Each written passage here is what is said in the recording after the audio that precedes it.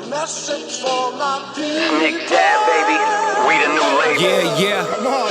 Yeah. Come on, son. Now this the black sheep sticking its home. I need a crib like I'm Gatsby. I need it. In hand, just understand my Pockets that deep. with nothing to prove. I ain't got nothing to do. When they can't compete and I got nothing to lose. You see, they told me I'm the one that's gonna benefit. So, to start off the conversation, I just want to get it out the way. Thank you for the years, and it's a pleasure to finally to meet someone that's on the Mount Rushmore of their craft. And also, just as we're talking before we started recording, you're so fucking dope. Oh, I appreciate that so much. And by the way, I am very thankful that I've been able to make so many moments happen for so many people without any effort. Think about it. I did one scene and millions of people watch it forever. It's timeless. So I appreciate that. And I'm always a Google click away because it's still there. So always there for you. Lifelong fulfillment for many, many people. Yeah. And there's new people that come to me every day and don't realize that I'm old now. You know, they saw another scene and they're like, oh my God, what are you doing? I'm like, you know, any parts of this, I'm old. Well, you look fantastic. Your energy is amazing. Thank you so much for coming on the show. What brings you to Vegas this week? So I'm here for Hardin. I'm going to be a part of the Reggae in the Desert on Saturday, a little book pop-up. And then I'm also going to participate in 420 because I realized so many people are going to WrestleMania this weekend. So many. That a lot of people are like, oh my gosh, you're finally going to be in Vegas and I'm going to be at WrestleMania. Don't worry about it. I'll be there 420 as well because that is a very important day in the cannabis space. Yeah, before we started, Nick, in her book right here, this is my life, correct? Yep, that's the life. The Yep. life. She references her bong that was super tall and long. I mean, Nick doesn't smoke weed. I'm more of a drinker. I've never done any kind of drugs. A lot of people think I'm lame. It's cool, whatever. No, you do you. But you did come bearing gifts, which is also fantastic. I don't like to say no to things that are free, so thank you for that as well. Absolutely. I traveled with a bong that was about 5 feet tall, 4 or 5 feet, and it was called Kareem Abdul-Jabbar. Okay, and I took it on the road with me because I was driving for 2 years, and it was so fun. We'd be staying in shit hotels because when you're not popular, you don't get nice hotels. I'm young, I don't care. We're at the Motel 6. You can have a whole party from the club afterwards, and everybody smoked out of Kareem Abdul-Jabbar. And my last trip before I was going to get flights and not be driving anymore, I'm not going to fly with Kareem. So I left him with the DJ in San Fran. He still has that bong. Do you know who the most famous person would be that smoked that bong? Nobody really then, because I really wasn't that famous and wasn't meeting that many people. I was just so happy to be hanging out at all the different clubs with all the dancers. And like, I was still really very much one of them that was just getting the opportunity to leave my home club. And so for me, it was just like fitting in. Makes perfect sense. No, that's the best way to fit in is to be the bong person. Yeah. That was my Neutralizer. mentality in high school. Like if you always have the supply, people will just be around. Right. You know, and it still applies today. I mean, you can find the cocaine guy anywhere at a club. Just look for the biggest group. Yeah. Yeah, you'll find it. Yeah, you know what's also hilarious too? Like, I grew up in New York City, and I've been out in Vegas now for about 3.5 years, and that's how George and I connected and met out here, is I would be the guy that just knew the guy to get what you needed, and then everyone would be like, yo, you don't do nothing. I was like, nah, but I just know a lot of people that know a lot of people. How do you like it here in Vegas versus New York? I cannot tell you how much I love Vegas. I'm so happy to hear that. It is, I think it's amazing. Also, I'm really busy and I have a lot of like different things going on over here. Being a part of the studio, I work with Cameron and Mace, these two rappers from New York. And I know who they are. They film their show out here, and everyone thinks since I'm from New York that I knew them before that, but I met them here. And just, it's like the land of opportunity, you know, like the networking is super dope. People like you come into the studio, athletes, celebrities, musicians, just across the board. And then it's cool. Like I met Spencer out here too. Like it's just a dope town. And it's not, you know, no offense. It's a running joke on the show. We kind of shit on Idaho. It's like, who the fuck wants to go to Idaho? True. It's not fun. But Vegas is popping and people are always coming to visit. So no one ever books a trip. What I like to describe to my friends back home, I'm like, no one books a trip to come to Vegas and they're miserable. No. At the end, maybe, you know, the tables treated you At bad. the airport when you're kicking your bag through security because you can't even lift it because you're so broken. Yeah, just like the pockets are broken, your body's broken, mentally you're broken. You've been through it, 4 or 5 days. There, you might be miserable, George. Did you drive when you lived in New York? No, actually, so I get See, this is a big thing. You had to learn how to drive. So I didn't have a car in New York, but I knew how to drive. Okay, but I made one of the best purchases of my life was a $400 electric scooter. And I took that shit everywhere. I know you're laughing at me already. It's easier though, because you're not sitting in traffic. Was it before the whole Lime thing? Bro, there's no Lime in New York City. No? No, they got these like city bikes. I was a big city bike girl. Okay, I have a theory. I think that New York City started to get destroyed, not because of however you feel politically. I'm talking about the bike lanes. I am not a fan of the bike lanes. I love the bike lanes because I use them. Oh, Lisa, I'm so sorry. I know. But I'll tell you what. So you feel better about this? I'm going to tell you something really good you need to know. The bike lanes have been destroyed by food delivery people that are on bikes that are power, and they have big things. So now everybody that's just riding a regular bike is too scared to go on the bike lanes. So it's a lost thing. So just so you know, they've been ruined. Oh. So you hated them, and now they're hated. Okay. Where would you ride your scooter? You wouldn't be in the bike lane? No, on the street. We'd be between traffic. Yeah. Oh, okay. Well, okay. Yeah, the bike lane is its own little separate, right next to the sidewalk type thing. And it has concrete so that the cars can't get into it, like to make a turn or anything. It took up a lot of space. And you wouldn't ever go scooter in there and just fly past? I would stay on the street. Would you get yelled at? Oh, bro, all the time. Interesting. I would be the assholes that get yelled at, and then when I'm watching on TikTok, I'm like, look at this piece of shit on the bike lane. I'm like, damn, that used to be me. But I feel like they would turn like, so my dad got a coffee truck in New York City on Park Avenue and 49th Street for 33 years. It's the reason why I got the tattoo over here. And then Spider-Man is from Queens. I'm born and raised in Queens. And they turned not so much Park Avenue, but like Madison, you got a bike lane and the bus lane. Where like you can't go on the bus lane, George. And mind you, these are like massive. Yeah, and what, 4 lanes would you say, if I remember correctly? Well, this was a huge issue for you, these lanes. Yeah. Really, I'm glad he worked through it and moved here. Yeah. No, because it really you fucking pissed me off. You triggered me. Yeah. It's a very triggering conversation. I can feel it in you. I'm so glad you're here with a car and you're loving Vegas. God, the weather. Yes, that's another thing too, right? Like I went back, since I moved here, my parents have been coming out to Vegas to visit because, of course, they love the weather. Yeah, it's 50 degrees on Christmas. I went back this year for the first time. I won't do it again. It was freezing. 17 degrees, 12 degrees. January was so cold. Fucking a foot of snow. I'm like, this shit is nasty. Yeah.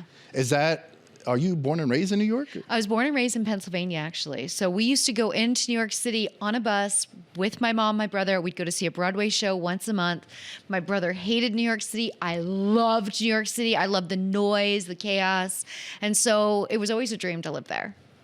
I lived in California for 30 years. Loved the weather, but it just became kind of, California's just a shithole now.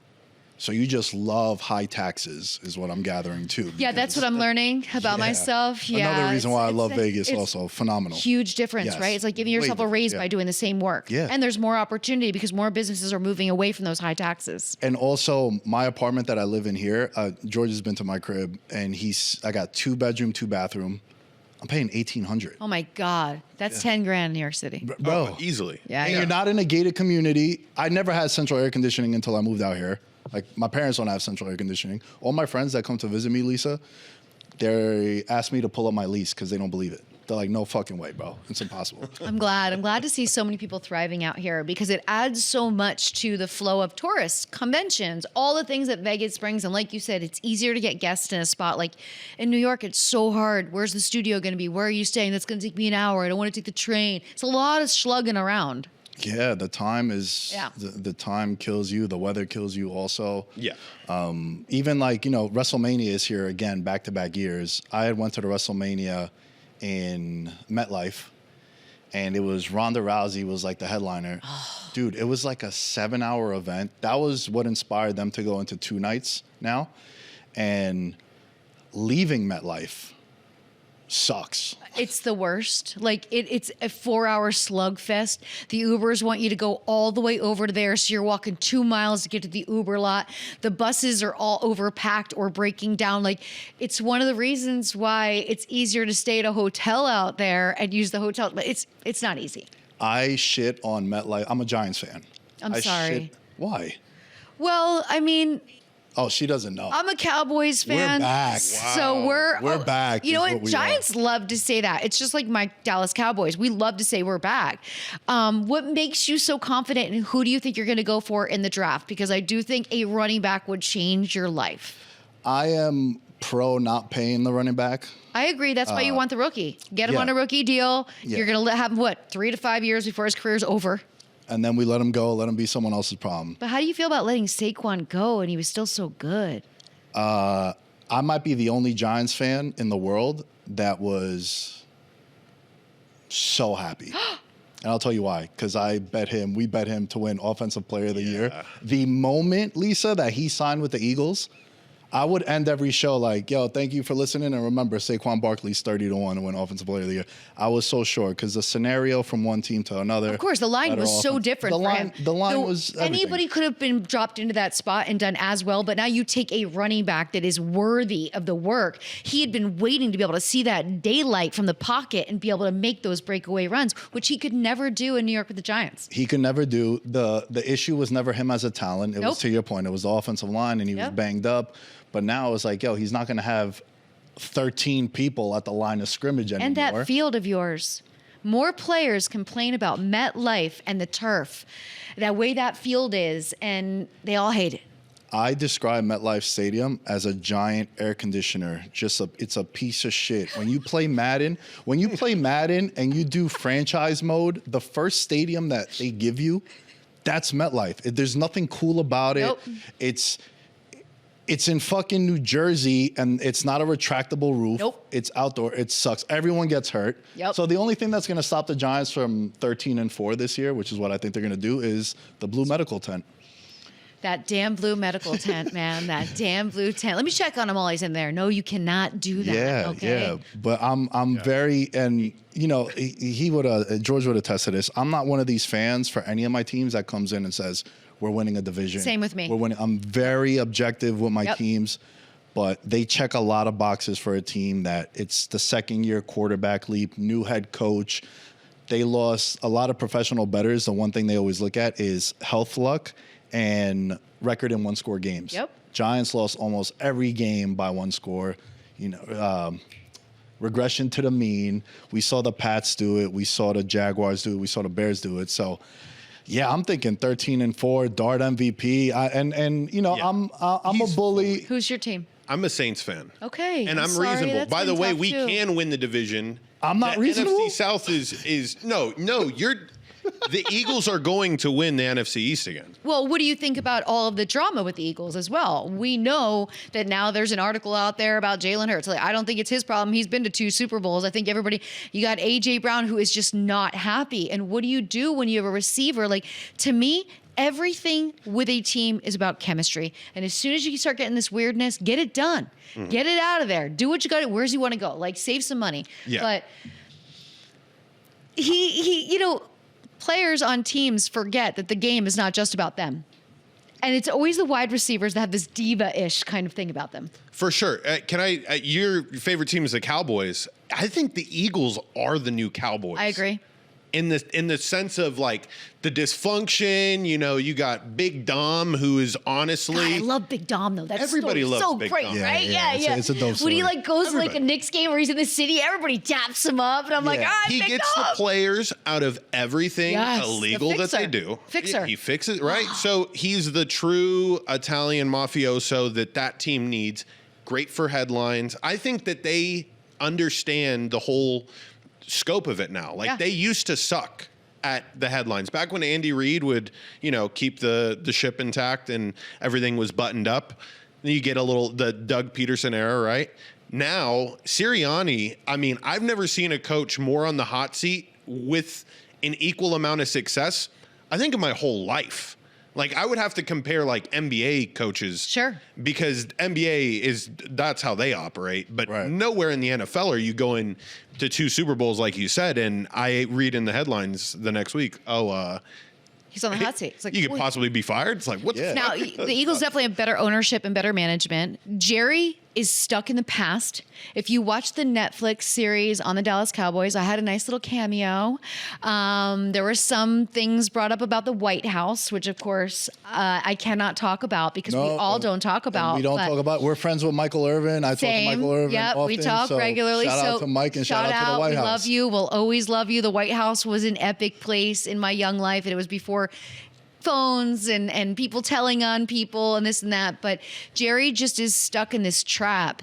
And now it's the summer of George. I stole that from Greeny. Greeny said, this is the summer of George because what's George Pickens' story going to be? And George from Seinfeld. So I'm like, all right, summer of George makes it a little bit more fun.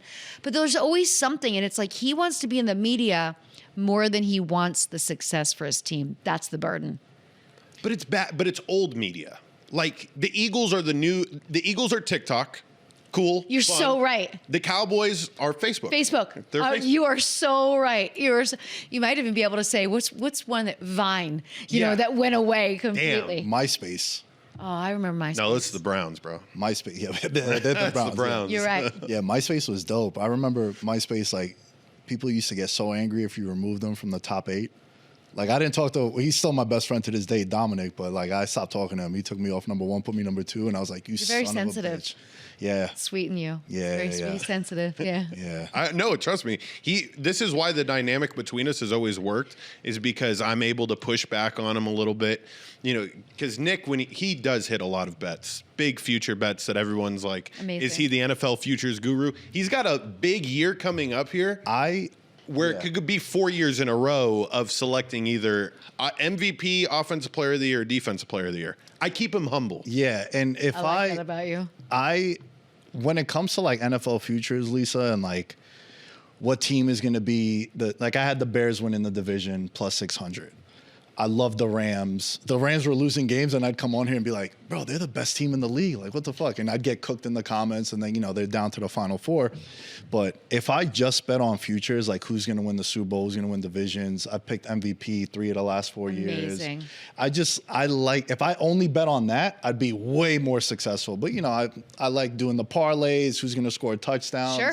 Shit like that. But you just see it's fun to do those bets too, because you got to wait the whole season. That's what I say. So, like, I know it's you're engaging. Yes. Okay. So this is a great segue because I was going to save it for a little later, but you brought it up now. I have a lot of friends, and even people in the comments are like, bro, I don't want to throw $300 and wait for 8 months. Not 8 months, like 6 months. I'm like, you play fantasy football, though. It's kind of the same thing.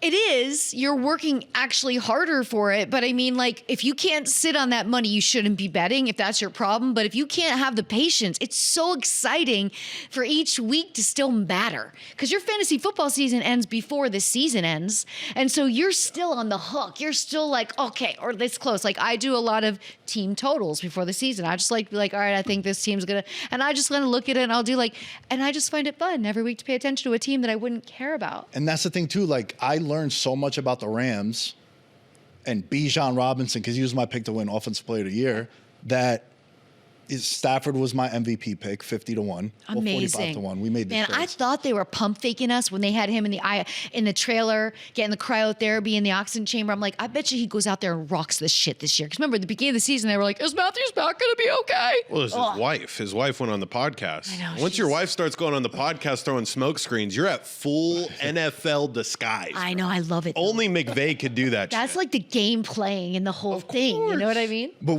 I didn't buy into that at all. I'm like, dude, he's 37. He's been in the league for 15 years. He don't want to do training camp. So he was blaming the back and he just chilled. And we didn't buy into it at all.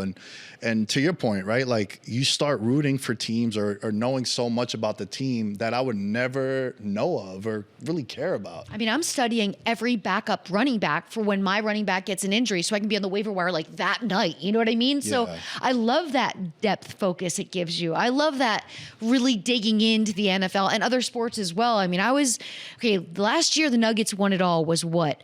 2023? 23, yes. Okay. In January, I was out there skiing with my friend Austin, who Spencer knows very well. We went to a bunch of Nuggets games. I love Ball Arena. The energy there is just next level. And I was like, you know what? They're going all the way. So I looked up the odds. they're going all the way. They're going to win in 5. It was plus 1,500. And I had to sit on that shit till June. Yeah. Man, I had never rooted so hard for the Nuggets. I was just like, yes, you got it. Yeah. And it worked for me. And it was my biggest bet. It was my biggest win. So, you know, when you put something in you feel good about, you put 100 down. Then a week later, you go back, you put another 100 down. Then a week later, you're like, okay, I put 500. That's my limit. Okay, great. But I just did that with the Arkansas Razorbacks basketball team. I've been on Darius Acuff, and even Taylon Green in football. Like, damn, man. That was one of my questions that I had for you. What's one sports take that you were 100% convinced on that would happen that didn't happen and is now your worst sports take? Man, that's a great question. I mean, there's a whole Nick and I always describe this business as we just need to go 30%. And if we go 30%, like, we're pretty good with our takes. Like, we're having to predict the future. We're having to look into things. And if we're not right, as long as we're right 30% as far as the takes are concerned, it's like baseball. It's a good one. I can't think of one right now, but I will tell you this. Final Four. We're down to the last 4 teams, right? I wake up, I go to the gym. All I can think about is Michigan. I don't know why. I text a bunch of my friends. I'm like, I think we should put some money on Michigan. I don't do it because I'm like, then they win. Now they're going. And I'm like, I can't bet on them to win now because I didn't bet on them. Do you ever get superstitious in your own head? Yeah. And you're like, that was my opportunity. I missed it. And then they fucking win it all. So that's my bad sports take right there, of being too in my head and being like, no, this is just a thought. That's the issue with being on a sports show, is it's tough to make a take on a show, not bet on it. It happened. And then you go, by the way, that's how the first year of this show worked with Nick and I. This kid got me so angry. He hit like 5 different anytime, because every week we do anytime touchdown parlay. He picks 2 guys, I pick 2 guys, and then we have a 3-leg of our own. He hit like 4 of them. I'm like, yo, bro, post a ticket, even if it's $20 for the audience, and he doesn't bet them. Because you're busy and you do it. No. I didn't he didn't trust the himself. Game. I didn't trust the game, or I didn't respect the game, and I didn't trust myself. Yes, you are correct. Do you both play fantasy football as well? I love it until I don't. It makes me a better bettor though. You're right. Because you're in the woods, right? You're deep into it, and you really can do like some great DFS. You really can do like, you know, this something. It just does help. It gives more edge. And it's funny because this has been like our break time, and now the draft is next week. I'm going to be in Pittsburgh at the Spearmint Rhino hosting a draft party. I'm super excited. Once the draft happens is when I just lock in and I just start to look at every team like, okay, how's this fit? How's this going to work out? And then it's football season's here before we know it. Like, we're saying it, but like July, people start talking about draft. When are we having our draft? I love the drafting. I love drafting in person. I have a league that if you don't do the draft in person, you're no longer allowed in the league. Thank you. Isn't that the best? Best. With the board and the stickers. Best. I tell everybody, have you done one? It's so much fun. I don't it's think better. I also think so we would have a rule with my friends. We're in the league for like 15 years, all my friends and I, but now we've all moved. Like, a couple friends live far into Connecticut. Some live in Miami. One lives in Texas. I live here. But this year we're planning Labor Day weekend. We're all going to be back and we're going to do the draft Amazing. party. But what we were doing last year we did it online, but the year before that, we had like the laptop in front of the draft board. So like the 8 guys that were there, but we have a strict, like, got to be careful which Smith you put on the board. Sure. Because once it sticks, you can't change it. And I also feel like that tests your knowledge more than when you're on Yahoo or ESPN. And I also feel like I care about matchups more when I sat in the draft room with you and we talked shit the whole night. Right. And I remember you more than just that person that I'm up against and I forget, it's just so personal. Oh, yeah. It's community building. Fantasy sports is just really healthy to have ancillary things to talk about that don't matter. None of this is important. I don't want to sit and talk politics with a bunch of people. It's just devastating, right? We know the world is upside down, but if we could talk about who your running back's going to be, then I'm excited. So I like the neutral of it. And it's kind of like, for me now, especially that I've moved, it's a way that I keep in touch with all my buddies. Like, it's all my childhood friends from like high school that I'm still friends with to this day. And it gives us, to your point, it's like, yo, your running back ain't shit. My wide receivers this week, all that. The smack talk we get to have as adults, just verbally abuse your friends weekly. There's no other place we get to do this in this woke culture other than fantasy and betting. Yeah. Oh, and if you're in a league with me, you're definitely gonna know if I beat you. Like I'm tagging, I'm doing wrestling videos, all that shit. Like I won my league this year. I went 13-1, and like my team was. Because I was high on, and that's another thing, right? How you were talking about the futures. I feel like we talk about this all the time. If you have conviction on a player, like he loved JSN coming into the year. Because he's like, yo, Metcalf left, Tyler Lockett left. So I took him in the 6th round. I loved Puka this year. I had Puka and JSM. And that was a value pick. He's not going in the 6th round this year. So you got him when the value was good. He's going first, no doubt. And then if you have like this year, if I had the number 1 pick already, and I think he's going to win Offensive Player of the Year, it's not really a hot take because he's the favorite. It's Jahmyr Gibbs. Yeah. Because we've been what do they call them? Sonic and Knuckles was the nickname? Sonic and Knuckles. It was Sonic and Knuckles, and now it's because they picked up Pacheco. They called it something even stupider. But it's like he's really good. Why would we bring in a second back? 1-back systems can work, by the way. They can, but you know what? Need to. You need that second back to take some abuse. You just don't want to be that second back to be the vulture that gets that last 2 yard into the end zone. That's when you get furious. You're watching the game, you're like, you can't put him in now. My God, I just did all the work. Yeah. Well, I think truthfully, what we'll see is they need to save these studs for when it matters most, right? So the 2-back system ideally works when you're like, Pacheco, you're going to play a majority of the snaps the first 8 weeks. We're going to keep Jahmyr Gibbs as healthy as possible until we need to give him 30 carries. And they'll do that in the playoffs. I mean, that would be the smart way to do it. But instead, they're going to do it in a way that loses Nick his Offensive Player of the Year bet. And it's going to be like Bijan Robinson this year with Tyler Algier. Have you bought Bijan's Dijon? What is that? He has a Dijon mustard called Bijan's Dijon. Oh, we're going to have to. I love when players do make a play on their, it's my favorite. I'm like, get it. Get it while you can. All over Texas's stadium. Yes. You go to UT, so like when my brother played there this year and I was got a corn dog and I like go to pour the mustard and I see fucking his face. Fuck, man. Bijan and it's a reminder to you. So wrong, bro. Yeah, it's a reminder to you. It's literally what I said. Did you feel better about the bet that we had made with him? Because he was my pick last year to win Offensive Player of the Year. Okay. And then 2 years ago, we were talking about Christian McCaffrey. And then what's cool about the studio is like how you have people walking by. A dude was just directly behind me in a McCaffrey jersey. And I was like, bro, he's going to win Offensive Player of the Year. Yeah. You thought it was a sign, Yeah, right? and then that's why I'm asking you with the mustard. Did you think you're like, yo, we're going to cash this bet also? No, so this was late in the season. This is when Kirk Cousins had come in last year and just completely tanked the franchise. Loser. He's coming to Vegas now, so it should be fun. What player are you most excited to watch this upcoming year? Like, are you from this upcoming draft class? Is there any college players? Do you follow college a lot, or do you just? I follow it enough to know who's coming into the draft, but now is the time where I'm really going to be studying. Now, look, even though you know Cousins is coming out here, he's only coming out here until you get your number 1 draft pick. Do you think Kirk Cousins starts?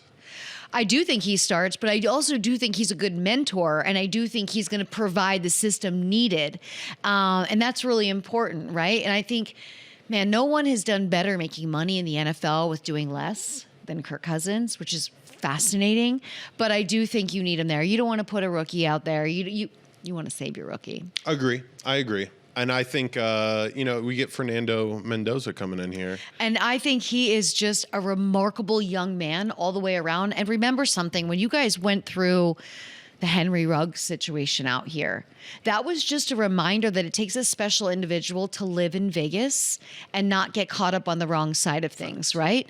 And so you're not going to worry about that with Mendoza. That's just not his, it's not his makeup at all. You're not going to worry about that with Cousins, and it is a real thing. It's like the Miami flu in the NBA. Like, we all look at games, we're like, all right, it was bigger a couple of years ago in the NBA, but that was a real thing. That was before social media fucked it up. And then, yes. And then they because I went to a bachelor party in Miami. I've told this story. It's like infamous in the VM community.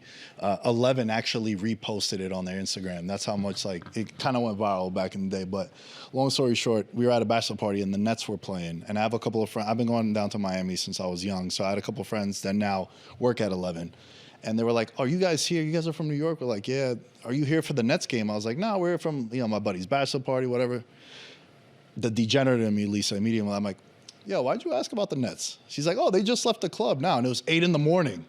Immediately, I called my bookie back in New York. I'm like, "Yo, bro, bet that shit. Can I get the Heat?" Yep. And this is when they had Dion Waiters and Hassan Whiteside. They were kind of whacked. They were like the A seed. And my bookie calls me back. He goes, "Yo, bro, what do you know?" I'm like, "Hey, man," he's one of my good friends too. I was like, "Yo, this and that." He's like, "All right." And we tailed it. They were up 30 at halftime, Lisa. And at the free throw line, Hollis Jefferson was shooting the free throws. We're yelling, "How was 11?" And you just see a smirk. I swear, George, you saw a smirk. And I was like, that's all I needed to know, bro. And 11, the Instagram fucking reposted that story. Amazing. They knew. Yeah. Oh, hell yeah. How different would your life have been if social media existed when you were doing porn? Well, or just like the privacy. So I will say I'm so glad that I lived so many years of my life. I straddle between two lives, the lives before and the life after the internet. And I'm just so glad that I lived the last real generation of not having phones growing up, having privacy. I mean, none of us ever spoke about anything that went down at the White House.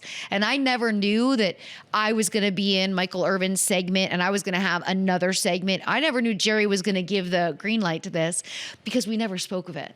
And so how different would it have been? I had so much fun that I can remember in my mind, but that nobody could drag me for, or nobody could call me out on. It wouldn't affect someone's future later on down the road. So different. And what's even transitioned from the beginning of social media, we were talking about MySpace. MySpace was fun. Social media was fun. It was called social media. Now social media is the haves and the haves not. And the have not just spend their whole life dragging people for everything. And it's just become a bit toxic. Like I took a step back. It's my first day doing interviews since 2024. So it's been 15 months. Thank you for that. I got to be a real observer. But the horrible things that people say on the regular, when it's you, it's really hard not to let it in. I think the benefit to young people that grew up with social media is you're unaffected. It doesn't bother you one bit what somebody says. Whereas I can be very bothered. It's very hurtful. People say horrible things to me every day. And I'm like, okay, I have to accept this. I'm getting better. But so there's that give and take of like, I'm so glad I lived that way. But yet I respect and admire how much your generation is just like, really let that bother you? Really? That person's a nobody. I'm like, I know, but they're still saying it to me and it still kind of hurts my feelings. Yeah. What does it like hurt you worse when it's an actual person or when it's a fake account? I don't bother with fake accounts. If you're an egg, I just block you. If you can't put the effort into an avatar, we're done already. I'll go a step further. Because I have a lot of downtime. Okay. And I like to engage. Troll. I'm for it. Okay. Yeah, big troll. Okay, I love this. If I click on your page and it's private, I don't even bother. I need to see into your life. What makes your shit so poppin' that you gotta criticize me? Okay. And I'll go there. I'll be like, "Yo, bro, I'll fly your girl out. Stop fucking around and shit like that." Like, I'll fly your girl out because you looked her up. Oh my god. I get nasty. Yeah. Do you do this as well? He got the lock. No, he's a little more. So I manage a lot of social media accounts. I tell the people who I manage their accounts, I'm like, hey, listen, you are engaging with this because I can't sit there all day and engage with the comments. So for me, I like to turn them off. But yeah, I mean, I've been dragged before. I've said stupid shit. It's gone crazy. And I've also been praised. Like, I would say 10%. Out of the 10%, bless your 90%, heart. 90%. We're living on the 10%. If that was a bet, you would not hit. Yeah. No, not profitable. I'm not profitable in the comments. But I think what I've learned in my 5 years of doing this, it's either you want people to love you or hate you. If that emotion isn't felt, you're doing something wrong. They should never. I know. I'm trying to learn that. I'm really trying to learn that. But for me, there's just days I go on, I'm just like, I'll just say to my computer, I hate all of you. I hate everybody. Like, it's either a guy being a total incel and thinking that all he has to do is send a message on X or Facebook to hook up with me. And that just makes me tailspin, because I'm like, this is what's wrong with society. You can't even get out of your house. And by the way, you think you're going to lock in with me. And then there's the scammers that impersonate me. And then the loser that comes to me is like, I just gave 20 grand. That's your problem. You didn't video chat. What's wrong with you? How much hope is in your heart that you think I'm chatting with you? Come on. Yeah. So it's like this weird space. And also, like, it's funny. The adult space is the one thing that no matter how many years you're gone, how much else you do, no matter what, every day, thousands of people need to drag you back and tell you you are worthless because of what you did for a living. And that is so incredibly personal, because I'm like, okay, first of all, you've probably enjoyed something I've done. So where's the hate and why the hate? And also, like, I can't post any photos of friends. Can't post any photos of anybody I'm related to. My grandfather was a World War II photographer, and one year for Veterans Day, I made the mistake of posting some photos he took during the war. And the comments underneath, like, oh, I bet he's so disgusted with you. I bet your parents hate you. And I'm like, my parents do hate me. Yes. Everyone is disgusted with me. Thank you. Like, my choice in the 90s was not like now being an OnlyFans girl. Everybody does it, right? Now it's so normalized, no big deal. But the people needing to say, like, you would not believe I call it cleaning the streets. The first hour of every day, which I try to, like, go to the gym first. And the first hour of every day is just spent blocking people that are saying horrible things, because I want to clean the community so that I can engage for a little bit in a high frequency and not, but every day. And it's like, oh, I have to accept that this is never going to end. I'm going to be online and people are going to be treating me like trash forever for something I did that was like their choice to watch or not choice. I didn't murder anybody. People were nicer to OJ after he killed 2 people. People are nicer to Tiger, who can't realize he has to stop driving. You know, like, oh, poor guy, you know, he's had some surgeries. Like, okay, poor guy, he could have killed somebody, you know what I'm saying, multiple times now. So I have to, like, accept that this is just all part of my life, and I have to find that peace with it. Yeah, no, it's extremely difficult. I mean, like, I can resonate with your story a lot from my client. It's funny you bring up Tiger, but Rachel, you could tell, whose life was literally a headline. And, you know, you spend the rest of your life trying to rewrite the narrative. Yes. And it's tough. Like, you're always going to be that headline. Like, it's never escaping it. And so I just wonder, like, do you think, you know, you doing this, the sports media world, like, did you feel like this is a way where the narrative can be rewritten? So do you think that this was the way? For the good people, for the haves that get it, yes, they were on board. They're great. But the have-nots actually attacked my co-hosts, attacked people that would have me on as a guest. You're disgusting. How could you have her on? Like, they made it hyper difficult for other people that had never seen those type of toxic comments. Right. I mean, I'm told to kill myself every day. Every day online, somebody's like, your life is worthless. You should just kill yourself. Like, so I know I have to eat. I have to be ready to sit down, but I have to do it as well, because I don't want these people. Once we change how the internet is working right now, as opposed to social media, all of these companies by law, now that they're all getting sued and they're having to pay out massive amounts of money, they're going to do KYC. So everyone's social media is going to be connected to their driver's license. You're not going to be able to say you're a 14-year-old girl if you're a 60-year-old man, right? All of this is going to change. And when it does, a lot of this will stop. I truly believe it'll stop, because once somebody is held accountable for words they're saying and their work can see it, it's actually their account. It's all different than the lurkers that have 1,000 accounts that just bot farm and harass people. Yeah, no, that's that'll the first change I've the heard game. Of that. Yeah. 2 big lawsuits have happened. Now, other countries have already done it, where if you have a business, you put in your business license, you put in your podcast, you put in your stuff. You have a personal account, it's your personal account. Doesn't mean that the world can see your info, but it means those social media companies have the finger on the pulse in case you're on Discord and you're trying to pick up a young person, right? In case you're doing something bad. We need to regulate that. Facts. Because young people go through we see all these influencers that are taking their lives, and a lot of it is because the heaviness that they have to experience just to make money. They have to face that every day. That is their job. Oh, I'm going to go on the internet, be abused for like 6 hours, make a little bit of content, put it up there, and then have to delete all the comments and all this stuff. You know, that is their job, and it's toxic.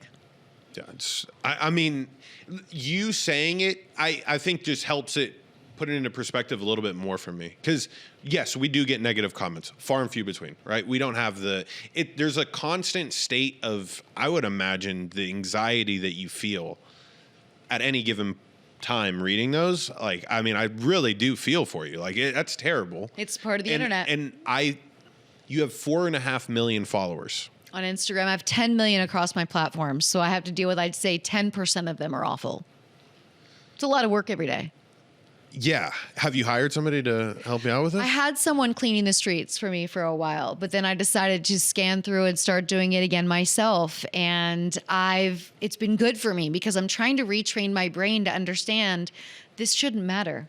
Mm-hmm. This is fodder. Yeah. This is part of your day. Mm-hmm. And like, all the big, you said it, you got to have hate and love. These hate people never unfollow you. They just keep going and keep going. So you got to kind of keep some of it, but it's a weird space. And I hope that by me continuing to move forward, do sports, do the other things that I'm doing, that when other men, creators in this space decide they want to move on, they reach out, they're like, what was it like? I can be honest, be like, all right, be a bit challenging. Prepare your friends, prepare your coworkers that they might get weird messages. Like, be ahead of it. Just get ahead of it and be ready. Yeah. It's great advice. Still worth it. I've been sitting here listening to all this because it's a cool perspective. Like, I'm not married to my ideas ever. If someone has a take or they just give me new information that changes whatever narrative that I've developed in my head, I'm for it, right? My thing is like, I always look at it, if I get a negative comment, I'm like, bro, I'm 35. I have never written like a kill yourself to someone. Never. Like I would never put that in writing to anyone. Even if I see some shit that I don't like or I don't fuck with, I'll never do that. So to me, I look at it. I can't even write a bad review on Amazon. So to me, like who the fuck writes reviews or like negative YouTube I can't, comments? but I'm happy other people do because I don't buy things sometimes because of the reviews. I feel you. So listen, the negative could be good and bad. Yes. Right? In a scenario like that, like don't buy this, it's fucked up. That's cool. That's insightful. I appreciate you. But to me, I just look at it like, yo, and we've talked about it on the show a bunch of times too. Like my whole thing is like, yo, whatever you want to do, I'm cool with. Don't touch little kids and don't molest anybody. Yep. Outside of that, you want to sell fucking toe pictures? Go for it. Go nuts. Be my guest. You mentioned something before in passing about the OnlyFans thing. Do you think it's a blow to a girl's ego when she goes on OnlyFans and she doesn't hit the heights that she might? Well, the average creator makes $800 a month. Damn. Okay. Shout out to our Patreon. That does better. Yeah. Average creator. Because you have to think about everybody jumped on at one time, right? Everybody turns 18, they jump on. It's not as easy as people think. And the girls that are making, the creators that are making a ton of money have management companies and teams that can make it a global business that can answer messages 24/7. No one person can do that. You have to sleep, you have to eat, you have to see your friends, you have to do interviews, So I don't think it should be a blow to their ego, but I think you have to look at the money. Like when I meet somebody that comes to me on socials, like, hey, I want to talk about this. I ask them a series of questions. How would your family feel and how would this affect other people in your life?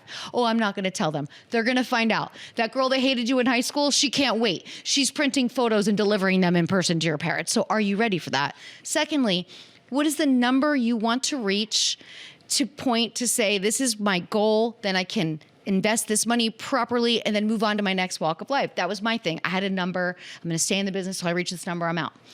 So they don't have that idea. I'm like, this is a business, just like any other business. You have to write a business plan. And if I told you you were only going to make $500 a month, would you still do it? And they always say no. Of course not. It's going to make dating a bit harder. It's going to make you feel unsafe. You always get that one fan that's like obsessed. It's all those variables. So I think it's about being honest with yourself of why you're doing it and what your end goal is from doing it. You can't just jump in like it's X or Instagram or TikTok. This is now your privacy. This could be your neighbor. There was that really interesting story that came out a couple months back about a girl. Her biggest spender was her stepdad. Damn. And she caught him because he looked her up on TikTok and she was able to see some account and then She put two and two together. She called him and he was like, it's me, right? So she had to tell her mom. Now there's this divorce. Like that can happen. You don't know who you're talking to. That's why I believe in AI. I don't sext. I don't engage in personal conversations. I have a digital twin at OChat. She is there for me. She does my dirty work. So if you want to chat, you want to do that, great. But I don't know who you are. I don't know if you're my neighbor. I don't know who you are. I don't want to talk to you. That's weird. But there's chatters now. These girls have management companies and people are just in there chatting for them. These guys are like, whatever, somebody's giving me the attention I want. Yeah. So it's a business and it has to be looked at that way. And it does have an impact on your life. You know, it might not be great for your boyfriend. It might not be great for your family. And these are things that you should want to take into consideration. Yeah. And there's also just like immediately the stigma is just like, oh, she fucks on camera. That's like when someone hears OnlyFans, because I had talked to OnlyFans about like, because I know a bunch of UFC fighters, they do like their training camp on Sure. it. Yeah, OFTV. Yeah, one of our... Which has great production value. Oh, great production value. One of the main camera guys is this dude Nestor, who used to work here with us. Okay. And he used to fly out. I think Riley Reid does a cooking show. Yep. That was like the thing that he was in charge of. But it's like they're trying to make it more like when we do the Patreon read, because we have a Patreon for the show, and we give out our betting picks. We have a Discord, but we charge $1. So we're just gonna 10K our way, $1 at a time. Yeah. Because like if I give you 5, chip away at it. Yeah, if I give you 5 plays and I go 0-5, you're not gonna hate it as much giving me $1 a month as opposed to if I'm like, yo, Lisa, it's 500 for the weekend. Yeah. And I hate that. We're against that. We call handicappers out. I don't like that. It puts too much pressure on the whole thing and it ruins betting for people. It ruins betting for people. And with us, it's like, yo, we've been really successful betting where we're betting $25, $50, $100 maybe. Like you don't need to bet 10,000. Like it could be fun. And that's why we call it the best sports betting vibe on the internet. But with the OnlyFans thing, like when people are like, yo, what's Patreon? I don't know Patreon. I'm like, bro, it's OnlyFans without the stigma. Yeah. Like, it has, That's hilarious. Yeah. True. That is a great... That should be on their website. That is a great depiction. Yeah, like even if you go to the Veterans Minimum, the Patreon, and I know this is a cheap plug, but definitely check it out if you haven't. Always a plug. Do the plug. Gotta do the plug. It has a 18 and older advisory because it's gambling. Of course you have to. Yeah, it's gambling. And we were talking before we started recording about like how fucked up the internet is, also like what is allowed and what isn't allowed. Our TikTok, he runs all our social media. He's amazing at it. He's the best. The TikTok, I'll get the email. I'm like, yo, George, our TikTok is down again. Like 3 times a week. So they look at it globally, and so the same thing happens with adult content and gambling.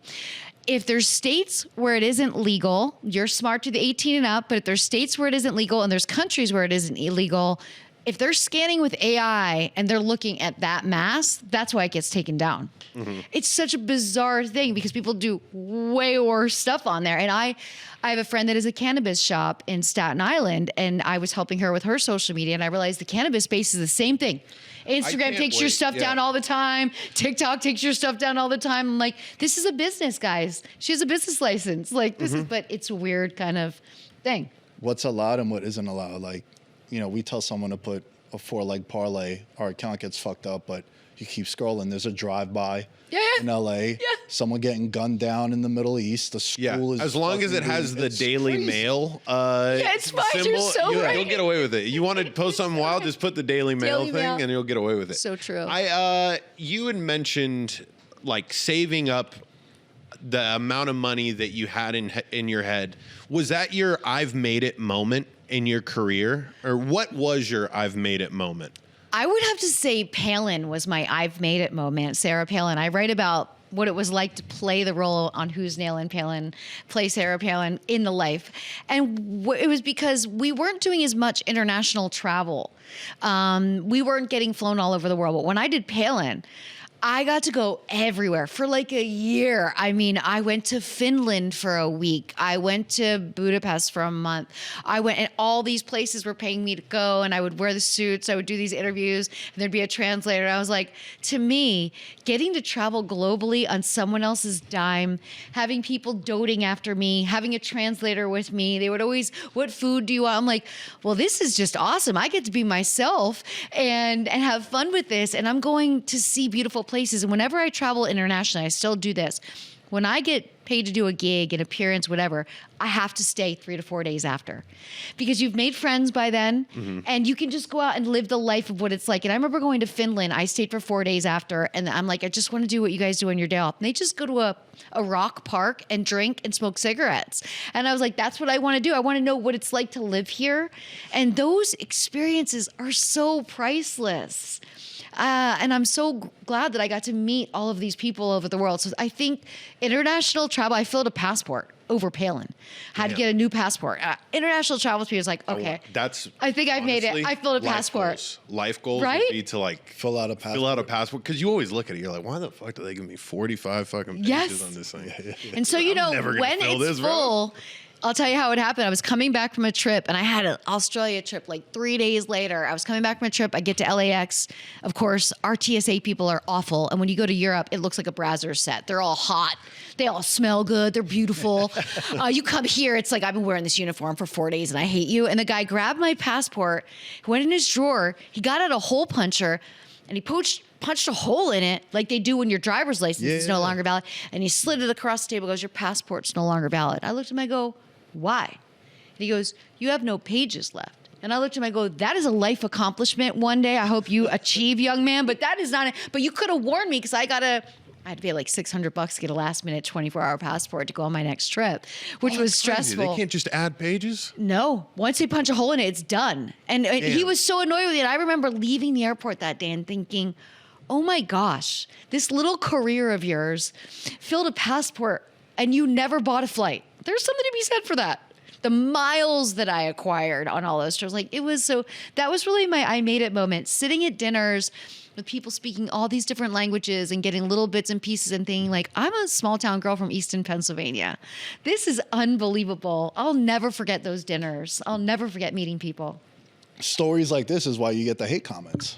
What do you mean? They're just jealous. That's all it is. I was like, right? what did I do? Tell me. Tell me what I could do better. Like sometimes it's so obvious. Like you're just so oblivious to it. Like you don't even think. You're like, damn, that's exactly what it is, right? Like how many people don't even have a passport, right? So like that's how I look at it. I'm like, yo, you just jealous of me. Like, yeah, and it's people that push themselves in their careers, right? And like you clearly reached an apex moment in your career. And so I think, would you say that was all tied in? Like that was... Oh, I mean, I did the Eminem video as Sarah Palin for We Made You. Like when Eminem's people called my office at the time, I had an agency, and we thought it was a prank phone call with one of my friends. I was like, there's no way Eminem wants me to be in a music video. And then when I found out it was real, I was like, this is going to be embedded in the internet forever. This is like, I'm 80. I'm watching this video like I was cool one day. I was so cool. I was in that video. So like all of those things. Then I would dance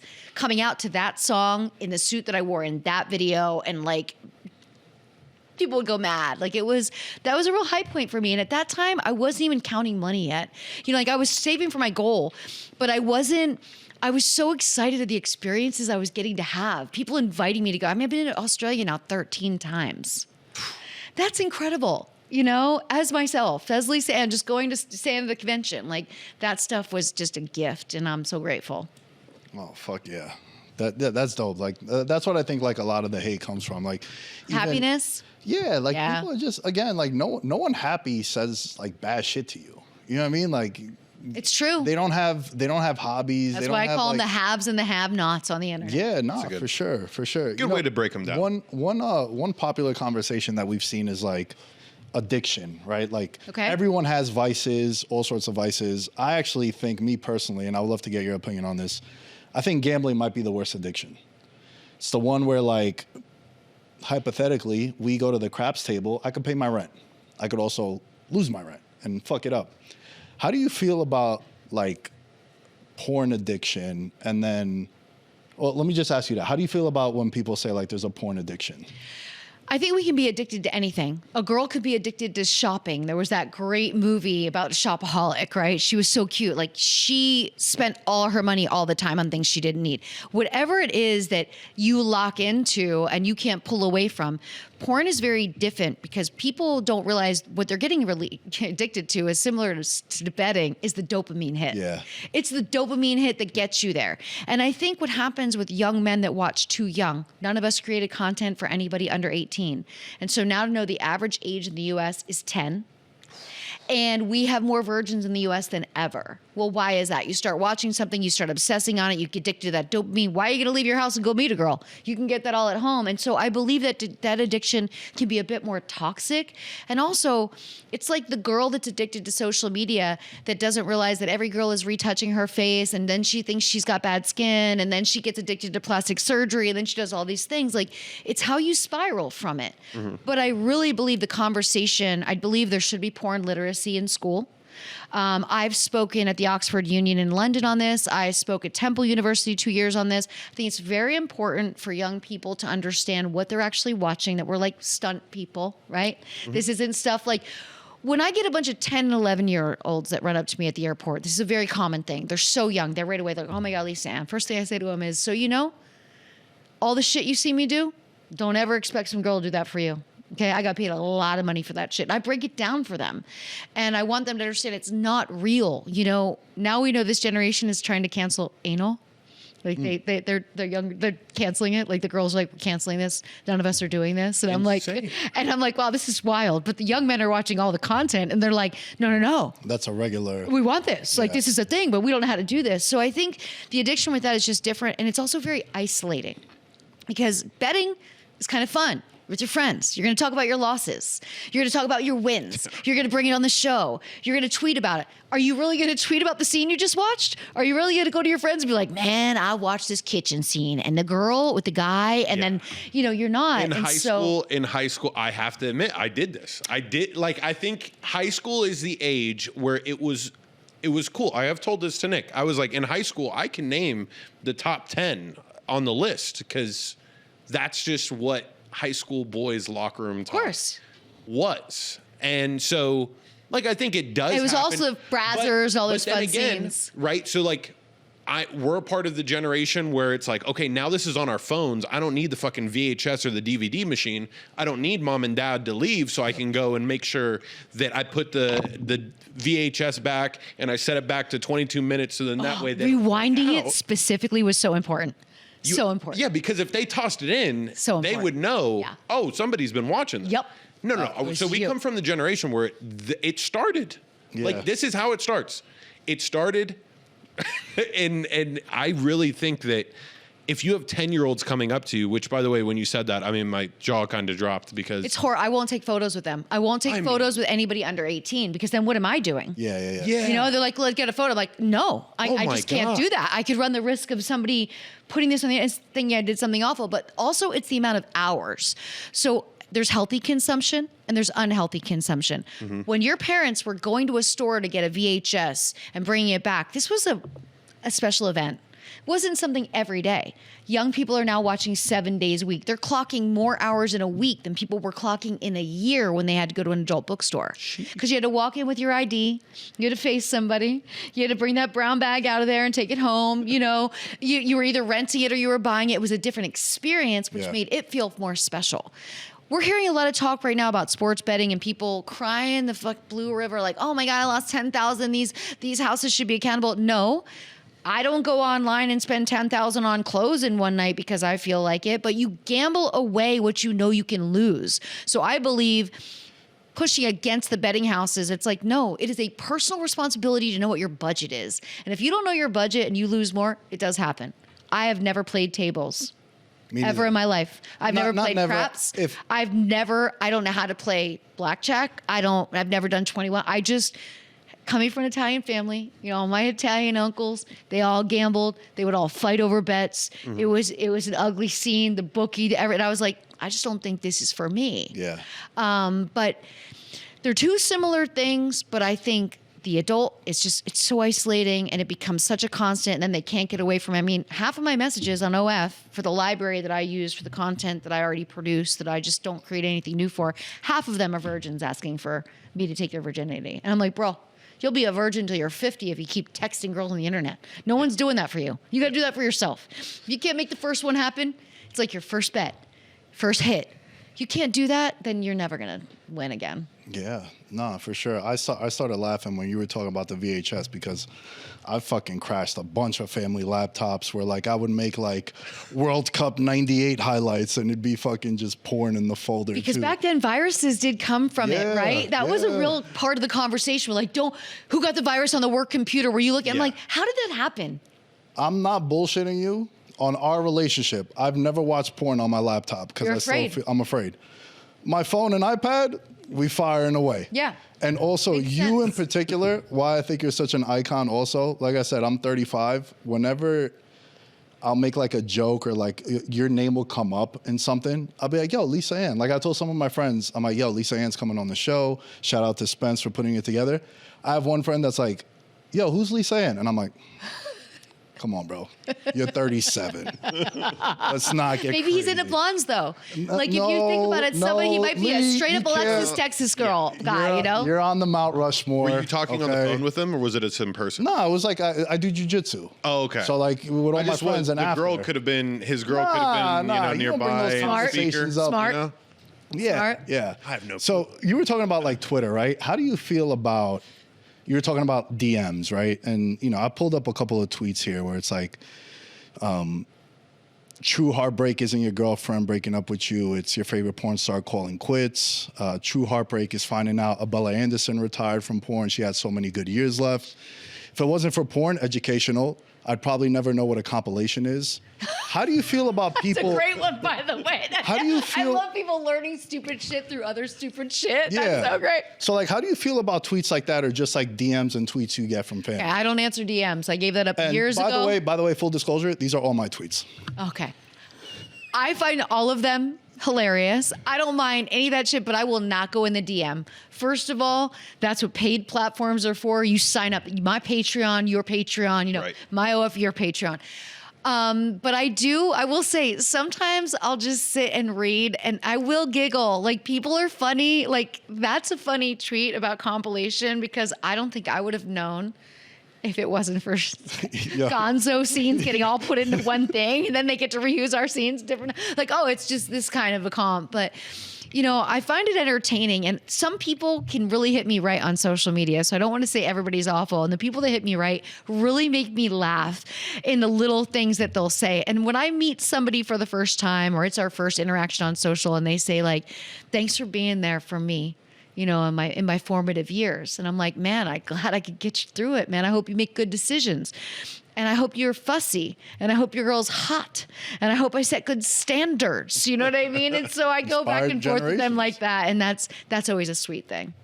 It's cool when you get like the fun interactions. Yes. Right? Like a lot of times we always highlight, like Cameron always talks about, like, if you get 100 comments and 99 of them are like, great work, I loved your take, good stuff, keep it up. But you have that one where it's like, kill yourself. And I know that's super extreme. That's the one that like fucks the rest of your day up. Of course. Yeah. But I always feel like we should highlight those good ones too. That's why I delete, so that then once I've deleted, I can just go through and like rapid fire respond to people, because I do think it's important. We need to engage. Engagements, you do social media. Engagements are a huge part of your analytics, huge part of the algo. You can't post and ghost anymore. Like, you got to be in a little bit. For sure. Yeah. You have to fight back. Yeah. And it's all delayed. Yeah. The algorithm's it's doing its own thing. I have a dream one day that social media, like, we get EMP'd or something, and like social media just disappears and we go back to like olden times. Okay, I'm gonna tell you what that's gonna be like. Okay, I ran a fan club by mail. You're gonna have to print out newsletters and put things in the mail to get your $1 checks, which will be money orders from the post office. And you'll have to walk into the bank with, you know, all these checks. Like, I did that for years. So when the internet did happen and social media did happen, I was like, I can say everything to everybody at one time. I can announce my flyer at one time instead of sitting on the floor and folding up 300 pieces of paper and mailing them out. But that was good for me. Yeah. No, it sounds like the type of work that we need back in our life. Like, you're right. We need a little bit of like that extra effort, human connection. Everything moves so fast. And I think that, like, truthfully, we could move at a speed 3x slower, and it would still be light years faster than what was happening back in the day. But, you know, I think it would feel like you're in Hawaii. You know, everything is just slower. That's my life now. That's my life 50 on, is just trying to do everything 3 times slower. And just the goal is always to do less. People are like Spence, he wanted to hook up all this shit. I'm like, Spence, I'm old. I'll do a couple days of things. I want a couple days off in between. I'm here for a week. Like, you know, I don't want to plan too much. I want to see some friends for dinners. Right. You know, I want to do less. Yeah. And enjoy, be present in every moment and not tired. Yeah, you know, I always like to ask people, like, what's your relationship with social media now? It is an incredible tool, and I've met some great people. And back in the day when it was super fun, I met friends that I'm still friends with. I have one guy I want to shout out. His name's Rich Smith. I don't know how he does it, but he comes up with a joke for every post that I put up, and I usually pin them on Instagram. But like, we've started a DM on Instagram just because he's a super nice guy, and he read both my books and wanted to give me a little backstory. And I don't know. Sometimes I post just to read how he's going to make a joke of this. And he makes a great joke. So like, there are some really good humans out there that it's like, I would never be able to reach you if I didn't. And traveling the world, many people I've met at events. So I know that this guy lives in Australia. So I know the time he's going to be hitting me is going to be different than other people's. Like, that's cool too. I love that immediately you went positive. Yeah. Because a lot of the social media we were talking about throughout the show has been rather negative. Of course, but you got to remember, there's good out there too. No, for sure. And like, I love social media. Like, I grew up where my friends and I, we'd just meet at the park, go play basketball or football, whatever it was. And, you know, we didn't text nobody. Nobody. Just like, yo, you'll be there at 4:30. And if not, Lisa has something to do, George. She wasn't there yesterday, right? Like, she was doing something else. Where like now, for me, everything I got is because of social media. So I don't want to sound like a hypocrite shitting on it. Is there good and bad? Yeah, I like to look at the good, and I like turning the bad into good. Going back to Saquon Barkley, was getting cooked in the comments when we would put those videos out. When he won, I went back and I was sharing it. I was sharing it. Receipts. I would have done the same thing. Sharing it. I'm like, yeah, that's all the right. best feature that's ever been added is that you can share the comment. The comment to the story. Yeah, that's how they knew. They're like, oh yeah, some people because they get tagged, and then they get come. Yeah, it's perfect. It's perfect.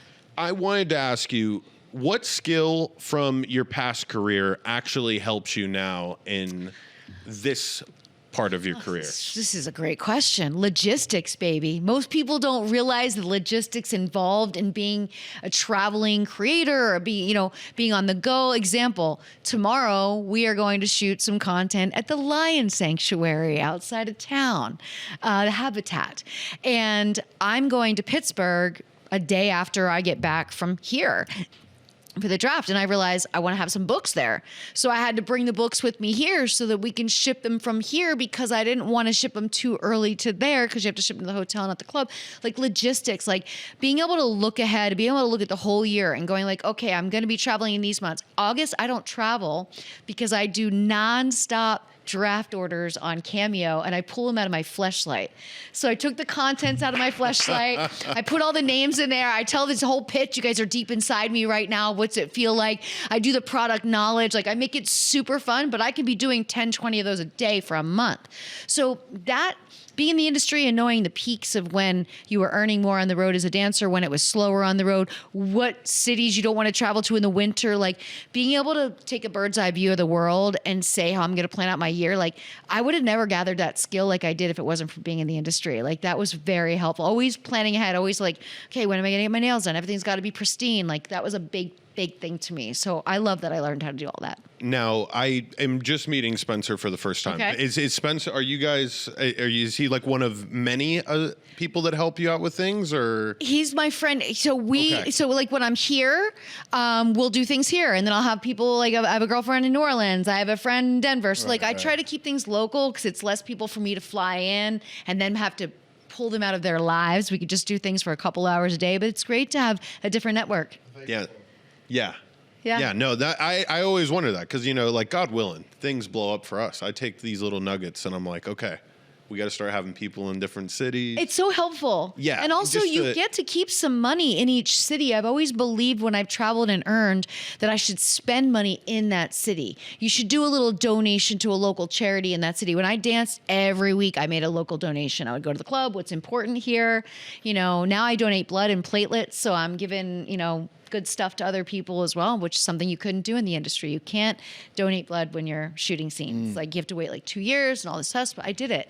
So I think you'll find people. And also sometimes your followers become such great friends that you can't wait to meet them. And then when you meet them, you're like, hey, do you want to help me? I have this gig. they're excited. They're giving them extra money. They're thrilled. So you'll find they get to connect with you, and then they can say that they helped. For sure. We see that too. Logistics, with baby. I love logistics. Yeah, I don't think I'll be able to ever draft again without envisioning the fucking fleshlight pulling out. It's we have great. to pay for this camera. Yeah, we're gonna 100%. I'll comp you guys. You don't have to get it through camera. Just send me your list. I have a bunch of friends that send me their list every year, and they're like, Patreon's gonna love it. We're gonna just take it. We'll pay for it for the people. Bro, it's genius too. Super fun. It's fucking incredible. Because there's a back knob that you can tighten and loosen for suction. So I'm always like, if you were using this for something other than to pull a fantasy football draft order, like I have no idea what you'd use it for.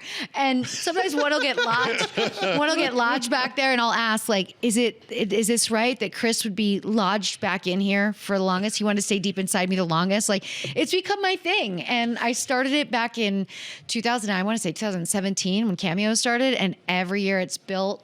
And it's fun too because people will have me do smack talk videos through the season for a matchup, and they'll be like, can you know, I'm going up against this guy. All right. But I'm personal about it. I message everyone who won last year, who came in last, any big life events. Did somebody get married? Somebody have a kid? Like, I want this to be special. I do 8 to 10 minute for each pull of a video. Wow. So they can pull it up at the draft. They can send it to everybody. I want it to be really clear. Because as a drafter myself, I've hired some people on Cameo, and my guys are always like, let's get the girl in the bikini. Okay, fine, we'll get her.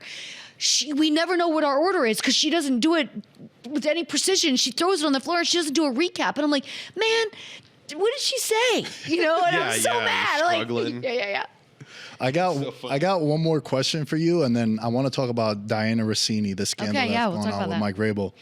What's something you wish more people knew about you? I think people think my life is very different than it is. And I know this came up during the Diddy case. Everybody's like, oh, have you, on social media, it's like, you've been to parties. Like, I was never a party girl. I never trusted people. I was lucky. The White House was a different situation, but I wasn't chasing. So like, you lived in LA. Did you go to the Rainbow Room all the time? It's like, no, I really just wanted to make my money, live my little life, have my friends that aren't in the business, get up early, go to the gym. So I think people don't realize like how simple I am.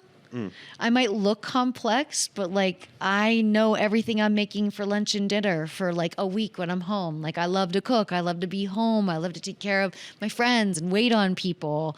I sew. Like I'm just a real Pennsylvania girl that just lived a very big life, but my regular life didn't change at all. I love that answer. That's fucking dope. Yeah, there's a lot of people that like I don't know. It's the public perception is so far from the truth, and I think a lot of successful people like yourself. I mean, you self-published 2 books, crazy. Thank you. And I mean, but to do big time shit like that, you have to be focused like that. That in a way, it's kind of like the way the top athletes live. Like, you know, you have your routine, laser focused. Yep. You know, and it comes in differing levels. So I think that's very refreshing to hear. And it doesn't take much to make me happy. Like I find joy in little things. And I think that's really a big life hack. That's key. Tons of little nuggets here. Diana Rossini. I just want, this is it for me. I mean, here's the biggest problem with it. Okay. People think a lot of my old pictures look like her. And right now the internet is a buzz that I need to come back and do a spoof on this whole thing. And guys are out there trying to find who would the Vrabel be, who in the business. But you have no idea. Search her name and my name and see how many posts come up where people are like, yo, Lisa Ann has to come back and play her. Now, I'm not doing that. I kind of see it. I see it too. They're big side-by-side pictures. It's been. I can't unsee it now. You can't unsee it. You can't unsee it, right? I can't unsee it now. And now people are sending pictures of her to my social, and they're like, "Is this you or her?" I really can't tell. Like, it's so close. This is a fascinating time that we're living in. We no longer take somebody's entire body of work and look at it with any value. This is a woman that has never been on the wrong side of anything. And I'll bring up Tiger again, because what slays me about the Tiger situation is how many men make justifications for the bad decisions that he's made over and over and over with women, with his wife, with driving. And he gets the hall pass always. Let's let him go to Europe, go to his special rehab, whatever. This woman, Diana Rossini, has never done anything on the other side of the fence. She has never led us wrong.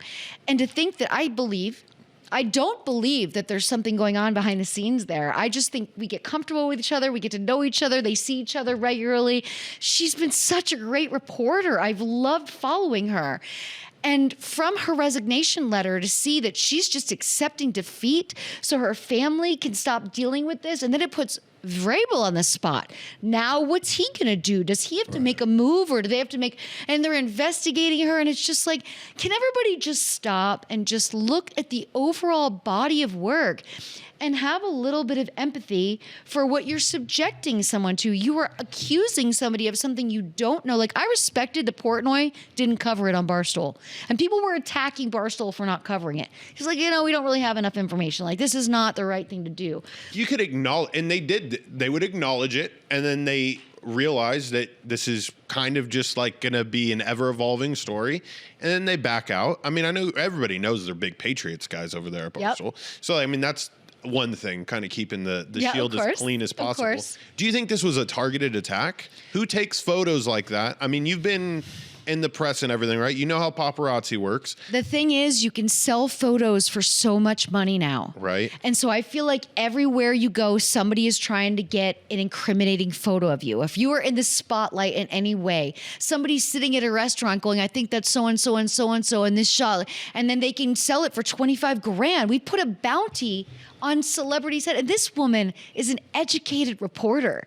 She's done such great things, and I hope that this doesn't tarnish her. Like, we've all been through places where you just go silent for a year or so. I can see her just totally going silent. But if there was a mistake made, it could be addressed, but just attack this woman online. Now it's going to be a distraction for Vrabel. Like, everyone relax and have some kindness with the fact that we've never seen her make a mistake. And again, Tiger on the other side.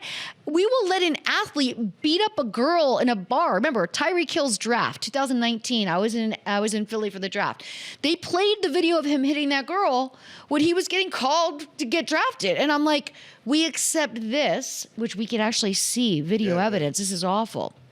And this woman, who has never done us wrong, is now being subjected to throwing away her career. Maybe it'll bring her closer with her family. Maybe it'll give her time to reprieve. I admire that she said, I will ditch the paycheck. Remember, her contract isn't up till June. I'll ditch the paycheck so that I can let this settle down a bit. But I just feel bad because she's definitely going to have a different opinion of people. All these people are attacking her. And by the way, it's none of anybody's business what's going on in people's personal lives. I just feel like it's not our business. I just also think like a photo could be so misleading because like someone could screen grab us looking at each other and they're like, oh, they're something, right? Like, you don't know what's happening. And in that photo, like, it kind of looked like, friends reconnected after not seeing. To your point, I like what you said, how there's not a history of there being a scandal with her. Nothing. Right? This is all brand new. Vrabel, to your point also, he'll have to address this every time. It's going to be brought up. Obviously, Stephon Diggs had all his issues off the field. So now they're like, all the memes are going around. Find out that baby was never his. Yeah. Well, which one? Because he had a shitload of them. The one with Cardi. Oh, with Cardi. That was not his baby. Oh, really? That I think that's Offset's baby. Huh. There's a confusion going on with the babies, but that's a whole other thing. Yeah. But like with the photos, I mean, bro, to me, like, mind your business also. But these people that are paying for them are the real devil in this because they are putting the bounty on celebrities' heads. For sure. But I mean, okay, let's genuinely think about this, right? With everything you've said in her clean history, I mean, somebody had to have it out for her. I don't think it's somebody had it out for Vrabel. No, you might be right. I think it's somebody had it out for her. She might have done something, took she got a job. Sure, she got a job that somebody else wanted. Of course. There's a lot of backstabbing. And that goes to what we were talking about before with the passport story you said. It's like, that's all jealousy too. Someone wants what you have. Yep. And they're going to be like, oh, she's fucking an NFL coach. She got to get fired. How dare her get this? But now that's going to be her headline, no matter what. Even if they do an investigation and find out nothing, that will be the clickbait everybody remembers her for forever. Correct. Yeah. She'll be on Misunderstood in 6 months' time, talking about how it's just but it's also the tables are shifting. We've got the manosphere totally popping off, which I'm obsessed with, and I think it's time where we get the shift in the Me Too movement is the opposite. So now women are going to start losing everything, and I think she's the catalyst of this. So people are just getting nasty, and we're going to see more, but it has to be scary for other female reporters. I would say treat it like anything else. Don't stand next to anybody alone. Don't talk to anybody alone. We're at that point. I have very famous friends that are like, I can't go anywhere alone because somebody has to be a credible witness. I have to have somebody sitting at the table next to me at dinner in case something weird happens. That's a fear. There's a celebrity, very well-known celebrity, I'll tell you off air, that comes to the studio that refuses to get on elevators unless he has someone with him. So like if you I think it's smart because somebody can say he touched them or he did. Look, you are a cash cow to somebody that wants to sue you. Yeah. And even if they are lying, you'll settle out of court to make it go away. Right. And they know that. So like look at these athletes that go out and like people pick fights with them. It's like, no. You need to be.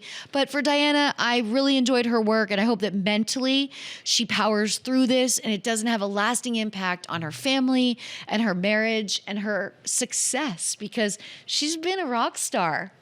She really has. I mean, I love Laura Rutledge. Like she's just, the fact that she gets to cover the Masters as well. She's so well-spoken. She's just so admirable. And to see these were the frontiers of really strong, other than Doris Burke, the legendary. Yeah.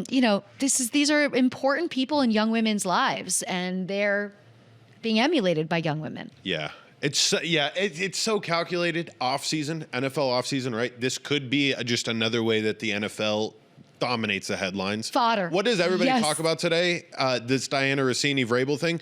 There's play-in games tonight to see who goes into the playoffs for the NBA. But they're in the bottom. Yeah, I mean, we talk about it all the time. Just to put a ball in this conversation, NFL is a 12-month-a-year sport. Yeah, I agree. Right? Football ends in February. All right, you get 2 weeks off, and then March is free agency. Who the fuck is signing where? Why didn't he sign? He called out his coach. Then April is the draft. Well, let's not forget about Black Monday. We want every coach that gets fired. We need to start analyzing 12 coaches get fired in one day. Like, oh my gosh, and then we're back on it. Yeah. And then you got the draft, and in May is OTAs. Who showed up? Who doesn't believe in his team? Who's a piece of shit leader because he didn't go to voluntary? Stafford's What's non-voluntary? wife goes back on the podcast. Yeah. Says he's not a playing. wife does a podcast, fucks the odds up. Like, it just happens. I mean, Juices the odds for us, huh? Yeah, it does. We got 45-1, man, on the MVP. Lisa, this was amazing. Thank you so much for coming on the show. I know you mentioned before how like you hadn't done an interview in so long. Yeah. Thank you for choosing us to be one of the interviews to come back. Shouts to Spence, as always, my dog, for setting this up. I will promise you I'm going to read these books. I probably haven't read a book since high school. Okay, so read The Life Back first, which is my second book because it's shorter. Okay. And it'll help you since you haven't read. I mean, I'm not challenged. No, but I mean, you'll stay with it. You'll breeze through it, and then you'll feel like you accomplished something, and then you'll want to read The Life. The Life really walks you through, my young life, getting in the business, what it was like to play Palin, and retiring. So, and The Life Back covers my sports career, becoming a minimalist, like a lot of crazy things. But that one opens with a thriller. And you're going to love it. I'm writing book number 3, and everyone can follow and harass me at The Real Lisa Ann on all my social media. It's all the same. It's good font, good spacing. I like it. I'm someone that, like, if you have 8 sentences when you text me. After that, it's like, hey, man. That should be an email. That's an email. Yeah. Listen, my response is like, I'm so happy for you, or my bad that happened to you. I'm not reading the rest of it. And that's it. Ladies and gentlemen, the great, the beautiful, the icon, Lisa Ann on Veterans Minimum. Thank you once again. We got the social media handles. All things Veterans Minimum are at Veterans Minimum. We'll see you guys next time. Peace. I'm a gold medalist, bronze like your medal is. So many deer in headlights, but it's bedtime. Hear that supper bell, main course, be the venison. Dab. Most dangerous game. Either kill or be